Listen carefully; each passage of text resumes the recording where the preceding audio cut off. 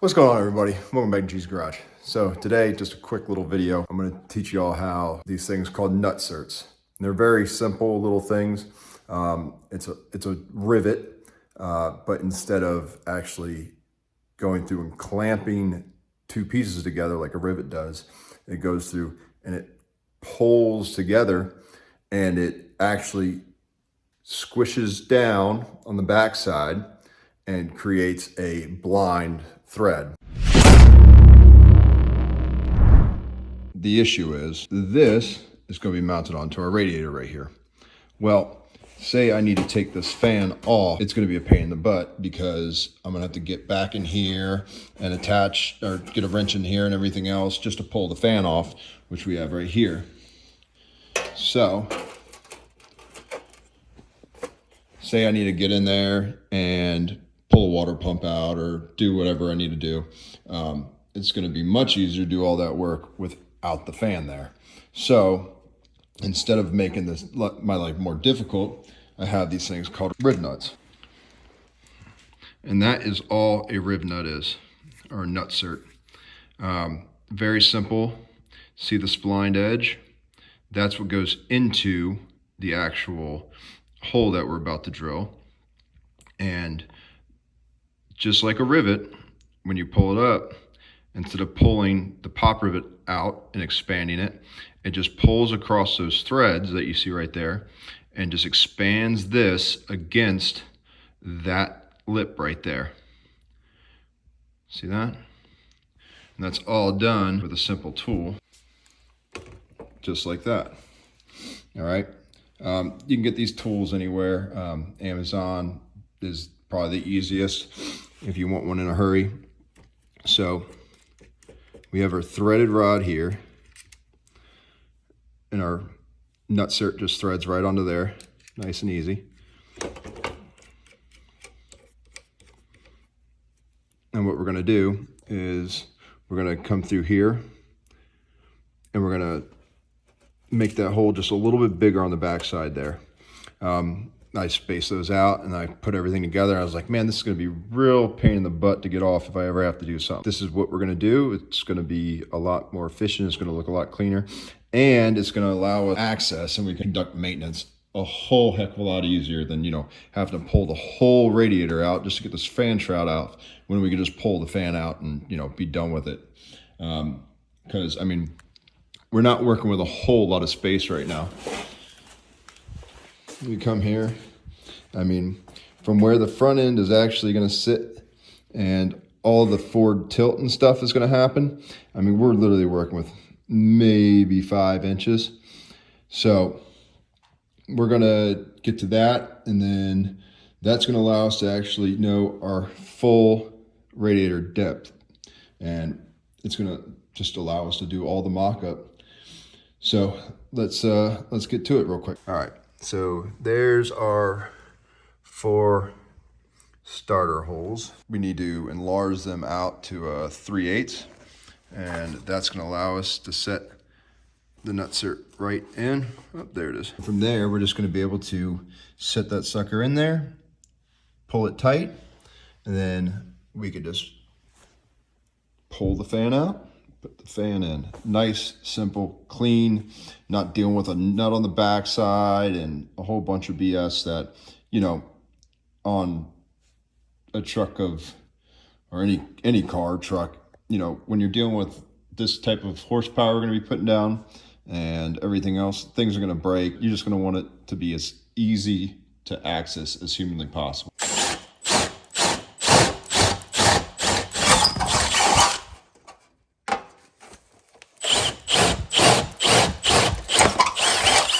All right, so one thing I do like to do whenever drilling, these holes or anything, just a simple little tool just to deburr and get all the roughness off that hole that we just drilled out, just to make sure it's nice and clean.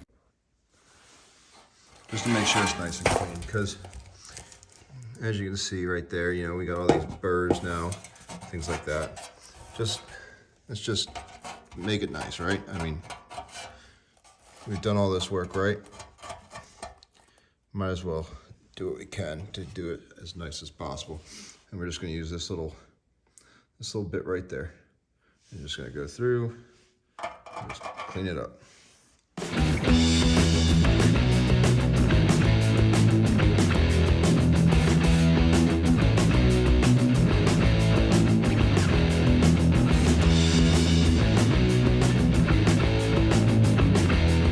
All right, and there we go, nice and smooth.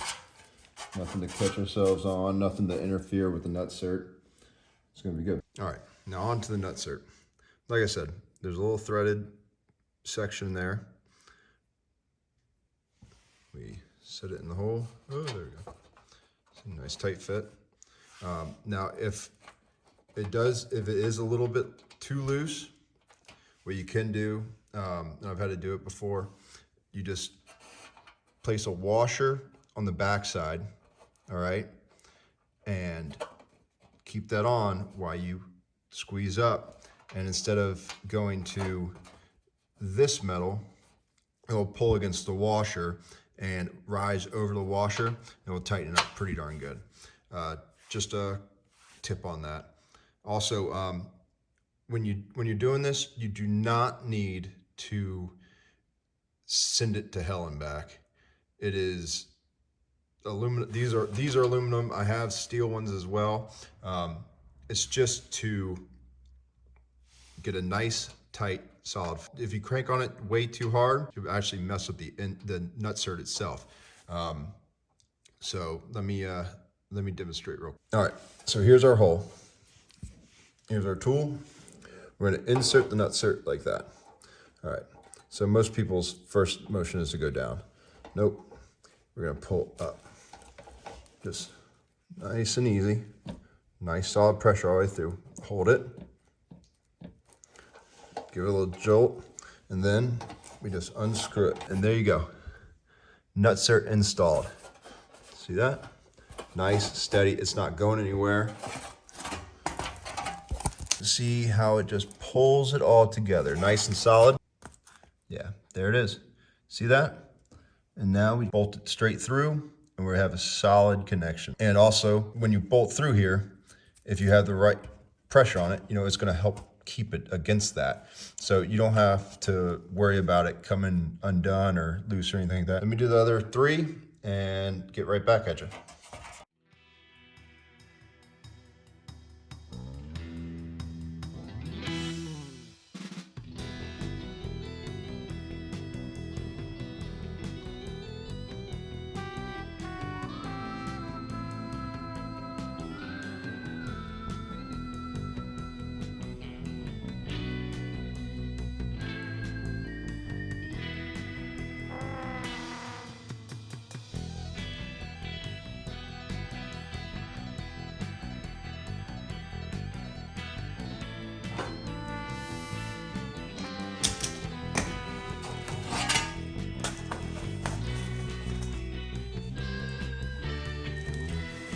All right, and there we go.